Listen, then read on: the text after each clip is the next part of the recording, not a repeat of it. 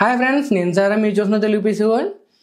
Friends చూస్తున్నారు కదా, ఇది ఒక 10,000 రూపీస్ అయితే అయింది పీసీ నాకు. అంటే నేను తీసుకున్నది అయితే జస్ట్ ఒక 3,500 రూపీస్కి అయితే తీసుకున్నాను ఈ పీసీ. బట్ కొంచెం అప్గ్రేడ్ అయితే చేశాను. సో అలా అప్గ్రేడ్ చేసిన తర్వాత ఈ పీసీ నాకు అటు ఇటుగా ఒక 10,000 రూపీస్ అయితే అయింది. సో నేను ఇప్పుడు ఈ వీడియోలో ఏం మాట్లాడదాం అనుకుంటున్నానంటే, బేసిక్గా మనం పిల్లల్ని చూసుకున్నాం అనుకోండి, లైక్ మనకి 10th క్లాస్ లోపు పిల్లల గురించి అయితే మాట్లాడుకోవచ్చు. వాళ్ళని చూసుకున్నాం అనుకోండి, ఎప్పుడైనా కానీ వాళ్ళకి ఇనీషియల్ స్టేజెస్ నుంచే ఈ కంప్యూటర్ ఎడ్యుకేషన్ ఏదైతే ఉంటుందో, ఈ కంప్యూటర్ ఎడ్యుకేషన్ ఇవ్వడం వల్ల చాలా బెనిఫిట్ అయితే ఉంటుంది. మీరు అనుకోవచ్చు కంప్యూటర్ ఎడ్యుకేషన్ వల్ల ఏమంత తేడా వచ్చేస్తుంది, ఒక ఏజ్ వచ్చేటప్పటికి ఎలాగో వాళ్ళు నేర్చుకుంటారు కదా అని చెప్పేసి.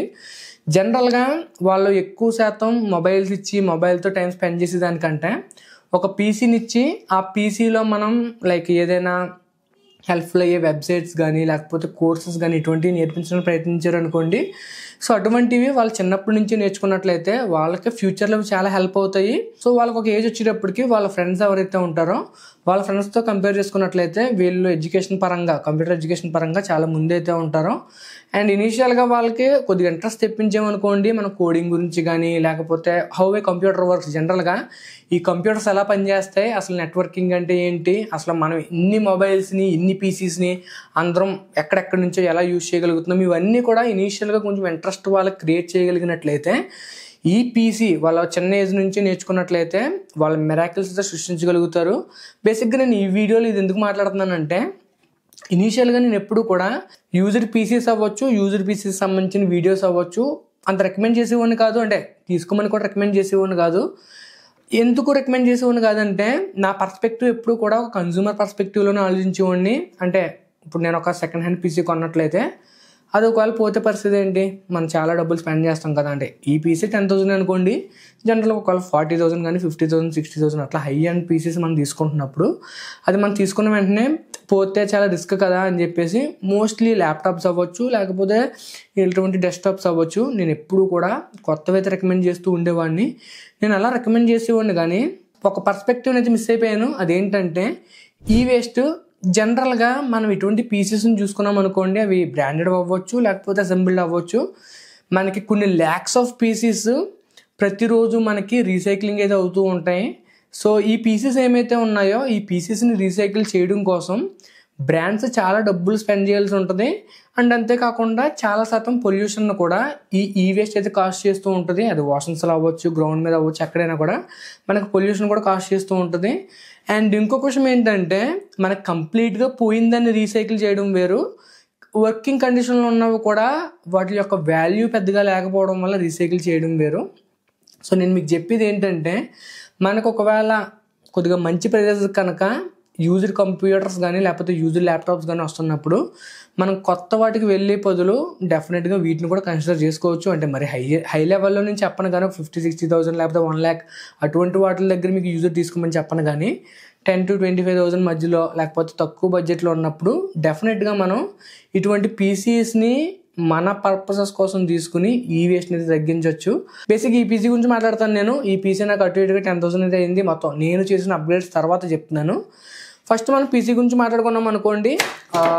బేసిక్గా ఈ పీసీ అనేది చాలా basic PC, i3 second generation ప్రాసెసర్తో పాటు అయితే వచ్చింది. సో ఈ పీసీ అయితే మీకు ఎట్లా ఉంటుంది, ఇప్పుడు నేనైతే అప్గ్రేడ్ చేస్తాను కాబట్టి మీకు ఇందులో SSD కనబడుతుంది, కొద్దిగా మంచి గ్రాఫిక్ కార్డ్ కనబడుతుంది. కంప్లీట్గా పీసీ చూడడానికి అయితే బాగుంది.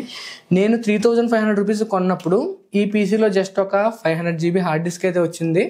అది కూడా దాదాపు చచ్చిపోవడానికి దగ్గరలో ఉందన్నమాట. సో దాని గురించి చెప్పేసి హార్డ్ డిస్క్ అయితే తీసేసి పక్కన పెట్టాను.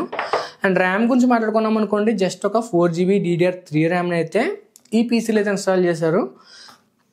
సో నాకేమనిపించింది అంటే 4 GB ర్యామ్ ఏంట్రా బాబు, ఇప్పుడు కూడా 4 GB ర్యామా, ఇంకా సరిపోద్దని చెప్పేసి నేనేం చేశానంటే ఈ హార్డ్ డిస్క్ ఏదైతే ఉందో హార్డ్ డిస్క్ ప్లేస్లో కంప్లీట్గా ఒక 128 GB SSD తెప్పించి SSD ఇన్స్టాల్ చేసి OSని అయితే ఇన్స్టాల్ చేశాను. అండ్ తర్వాత మనం ర్యామ్ చూసుకున్నాం అనుకోండి, ఇందులో 4 GB DDR3 ర్యామ్ అని తీసేసి 8 GB DDR3 స్టిక్స్ని అయితే ఇన్స్టాల్ చేశాను. అండ్ మెయిన్గా కాస్ట్ దేనికి పడిందంటే, ఇందులో గ్రాఫిక్ కార్డ్ ఏదైతే ఉందో, సో ఈ గ్రాఫిక్ కార్డ్ వచ్చేసరికి GTX 650 గ్రాఫిక్ కార్డు. సో ఆ గ్రాఫిక్ కార్డ్కి దాదాపుగా ఒక 3,000 ఏమో ఎంతో పడింది. సో 2,500-3,000 రూపీస్ మీకు గ్రాఫిక్ కార్డ్గా అయిపోతుంది. నేనేం చెప్తానంటే, మీరు ఇటువంటి గ్రాఫిక్ కార్డ్ కొనుక్కునేదానికన్నా జస్ట్ మీరు ఒక మానిటర్ తీసుకోవడం అయితే బెటర్. ఎందుకంటే ఎంటర్లో కానీ లేకపోతే ఫ్రాంటెక్లో కానీ మన పీసీ బడ్జెటే తక్కువైనప్పుడు మన మానిటర్కి 10,000 రూపాయలు 8,000 రూపాయలు స్పెండ్ చేయడం కరెక్ట్ కాదు. కాబట్టి బేసిక్ మానిటర్స్ లైక్ ఒక 2,000-3,000లో ఒక మానిటర్ని, ఒక 300 to 500 రూపీస్లో మనం స్పీకర్స్ని, కీబోర్డ్ని, మౌస్ని కొనుక్కున్నట్లయితే ఎవరైతే పిల్లలు ఉంటారో ఆ పిల్లలకి ఒక డీసెంట్ పీసీని అయితే ఇవ్వగలుగుతాము. ఇందులో మీకు ప్రాసెసర్ చూసుకున్నారనుకోండి, i3 థర్డ్ జనరేషన్ ప్రాసెసర్ ఉంది, ర్యామ్ వచ్చేసరికి 16 GB ఉంది, బేసిక్ ఎస్ఎంబిఎస్ ఉంది. మళ్ళీ ఎస్ఎంబిఎస్ గురించి అన్న మీరు అసలు రికమెండ్ చేయరు కదా, ఈ ఎస్ఎంబిఎస్ని ఎందుకు యూజ్ చేస్తున్నాను గట్టా అనొద్దు, బడ్జెట్ని దృష్టిలో పెట్టుకోవాలి కాబట్టి ఇంకా తప్పదు. సో బేసిక్గా ఇటువంటి పీసీ మీకు లైక్ ఒక Windows 10 and most of the కేసెస్లో మనకి ఆన్లైన్ వెబ్సైట్స్ అవ్వచ్చు, యూట్యూబ్ అవ్వచ్చు, లేకపోతే కోడింగ్ పర్పస్ కోసం అవ్వచ్చు, వీటన్నింటి కోసము ఒక హోమ్ పీసీ కింద అయితే మీకు బాగానే సర్వ్ చేస్తుంది.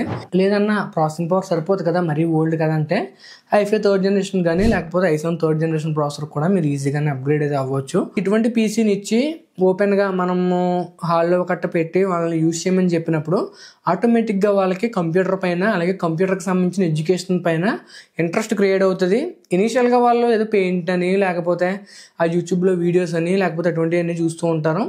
కొంచెం వాళ్ళు గ్రో అయ్యేటప్పటికి ఒక 7th క్లాస్ 8th క్లాస్ ఆ ఏజ్కి వచ్చేటప్పటికి కోడింగ్ కానీ ఆన్లైన్లో కూడా మనం చాలా విషయాలను అయితే ఇటువంటి పీసీస్ని యూజ్ చేసి నేర్చుకోవచ్చు. కొంతమంది అనొచ్చు, అన్న మనం కోర్సెస్ కోసం thousands of rupees స్పెండ్ చేయాలి కదా, ఏ కోర్స్ నేర్చుకోవాలన్నా మనకు అవన్నీ కుదరవు కదా అని చెప్పి చాలామంది అయితే అంటూ ఉంటారు. మీరు కోర్సెసే కాదండి, మనకు ఆన్లైన్లో చాలా పీడిఎఫ్లు దొరుకుతాయి, చాలా బుక్స్ దొరుకుతాయి, ఫ్రీ సోర్స్లో కూడా మనకి చాలా బుక్స్ అయితే ఉంటాయి.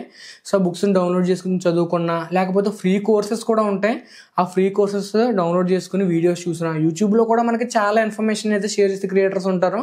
సో అటువంటి వీడియోస్ని మీరు చూసినా మీకు చాలా నాలెడ్జ్ అయితే ఈ పీసీస్ అయితే షేర్ చేస్తాయి. బేసిక్గా మీకు మొబైల్తో కంపేర్ చేసుకున్నట్లయితే ఏదైనా ఒక విషయాన్ని నేర్చుకోవాలని అనుకున్నప్పుడు మొబైల్తో కంపేర్ చేసుకున్నప్పుడు పీసీస్ అనేవి చాలా బెటర్గా అయితే ఉంటాయి.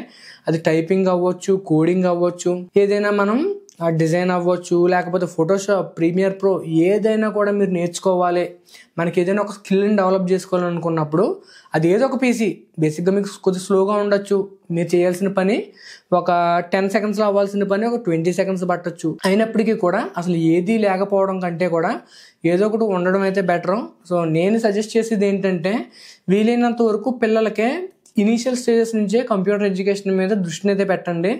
మొబైల్స్ ఇచ్చి మొబైల్స్లో గేమ్స్ లేకపోతే యూట్యూబ్లో వీడియోస్ చేసే బదులు, వీడియోస్ చూపించి అటువంటివి ఎంకరేజ్ చేసే బదులు ఒక బేసిక్ పీసీని వాళ్ళకి బిల్డ్ చేయించి ఆ బేసిక్ పీసీ దగ్గర వాళ్ళతో పాటు కాసేపు స్పెండ్ చేసి ఎట్లా చేయండి అట్లా చేయండి అని చెప్పేసి మీరు పీసీకి సంబంధించిన ఇంట్రెస్ట్ని కనుక పిల్లల్లో క్రియేట్ చేశారనుకోండి, ఫ్యూచర్లో మనకు వచ్చేదంతా కూడా టెక్ ఎరా, మొత్తం ప్రపంచం అంతా కూడా టెక్నాలజీ మీద రన్ అవుతుంది. ఇనీషియల్ స్టేజెస్లోనే వాళ్ళకి ఇంట్రెస్ట్ని క్రియేట్ చేయడం వల్ల వాళ్ళు చాలా మంచి మంచి పొజిషన్స్కి అయితే వెళ్ళగలుగుతారు ఫ్యూచర్లోని. సో బేసిక్గా నేను ఈ పీసీని తీసుకుని ఈ చేంజెస్ అన్నీ చేసి మీకు వీడియో తీయడానికి గల కారణం అయితే అదే. చాలామంది అయితే అంటే నేను రీఫర్బిష్డ్ మార్కెట్లో కూడా చాలా శాతం పీసెస్ని ల్యాప్టాప్స్ని చూస్తున్నాను, తక్కువ ప్రైజెస్కే మనకి డీసెంట్ పీసెస్ అయితే వస్తున్నాయి. లైక్ ఒక 10,000 లోపే మానిటర్, కీబోర్డ్ అండ్ మౌస్, ఒక CPU, అందులో మనకి ఒక 256 GB SSD ఉంటుంది, ఒక 500 GB హార్డ్ డిస్క్ ఉంటుంది అండ్ ఒక 1 GB graphics. So basic graphics కార్డ్తో వాళ్ళు పీసెస్ని అయితే 10,000 రూపీస్ లోపల సేల్ చేస్తున్నారు. సో ఫ్రెండ్స్, ఈరోజు వీడియో అయితే మీకు నచ్చింది అనుకుంటే నచ్చితే లైక్ చేయండి, షేర్ చేయండి, సబ్స్క్రైబ్ చేసుకోండి. నేను Sairam, signing off guys, bye.